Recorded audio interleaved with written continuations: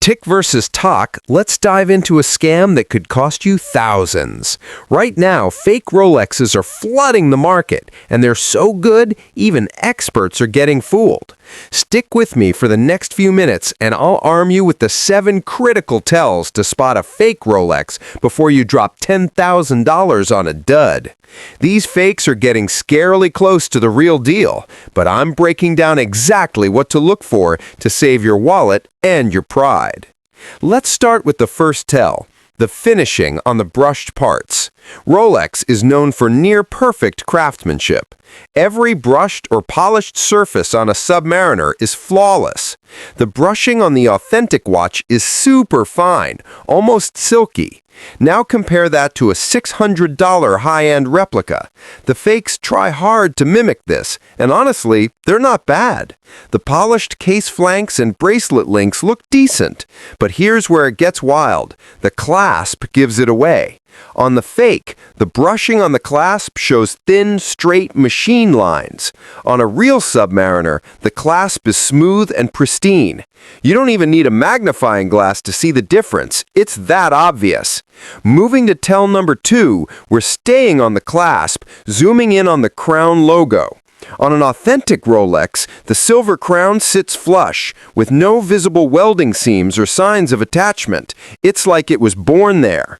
But on the fake, there's a tiny gap between the crown and the clasp. It's as if they carved the clasp from one block and slapped the crown on with less than precise tools.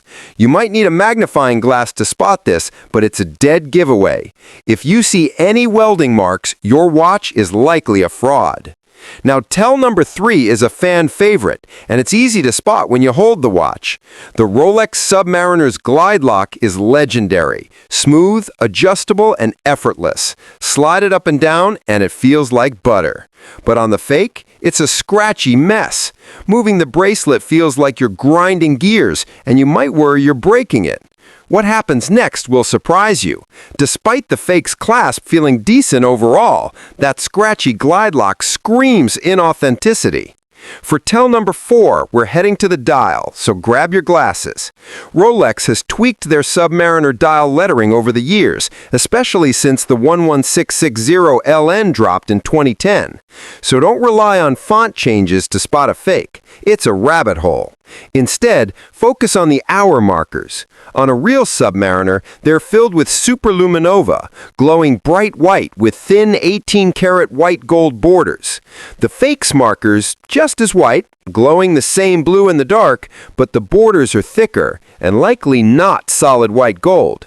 Hold them side by side and the fake's markers look sharper because of those chunky borders. The hands are another clue. Authentic ones are polished to perfection, with no rough edges, even under a strong magnifying glass. The replica's hands, rough and sloppy up close. Don't try spotting this without magnification, though. It's subtle. If you're new here, subscribe to Tick vs. Tock. We cut through the noise to keep you ahead of scams like this, so you know exactly what's coming next. Tell number 5 keeps us on the dial, looking at the rehaut, the inner ring with Rolex lettering. On an authentic Submariner, the letters align perfectly with the minute and hour markers. From 12 to 6 o'clock, every index lines up with the X in Rolex. From 6 to 12, it's the R, dead center every time. The fake tries to copy this, but misses the mark. Some letters like an L or R are slightly off. You don't need tools to see this misalignment. It's a quick way to spot a fake, and it's one of the best tells out there. Now, tell number 6 is a big one, and I'm shocked the fakes still mess this up. The Submariner 116610LN has a date display, unlike the no-date 114060. On the real watch, the date disc is crisp, with sharp shelf-like numbers on a bright white background. Spin through the dates on a fake, and it's a mess.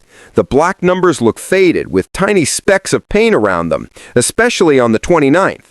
The printing is sloppy, and this part isn't being covered anywhere. It's a glaring flaw that screams fake. For our final tell, number 7, it's not about looking, it's about feeling. The movement inside a Rolex Submariner is iconic for its accuracy and smoothness. Winding the watch or setting the date feels satisfying, with a light click when the crown locks into position. But on the Fake, unscrewing the crown feels like crunching gravel. When it pops out to set the date, it's so forceful you'll think you broke the stem. If the crown feels rough, you're not holding a Rolex. Before we wrap, let's debunk some myths about spotting fakes. Some think the laser-etched crown on the crystal is a surefire sign of authenticity. Wrong. High-end fakes have had this for years. Others swear by the serial number on the rehaut, thinking any number means it's real. Nope, fakes have those too. And shaking the watch? Both real and fake Submariners sound the same, so don't waste your time rattling it around. But here's the kicker. The biggest tell used to be the bezel markers. On older fakes, they were painted on, not flat like the platinum-coated markers on a real Rolex. This new $600 replica, though, they've nailed the platinum look, making the bezel number sharp and precise. That old tell is gone, so you need to lean on these 7 to stay safe. There you have it, the 7 critical tells to spot a fake Rolex Submariner and avoid a $10,000 mistake. Stick with Tick vs. Talk, because next time we're diving into how this scam ties to a massive luxury market crackdown. It's wilder than you think.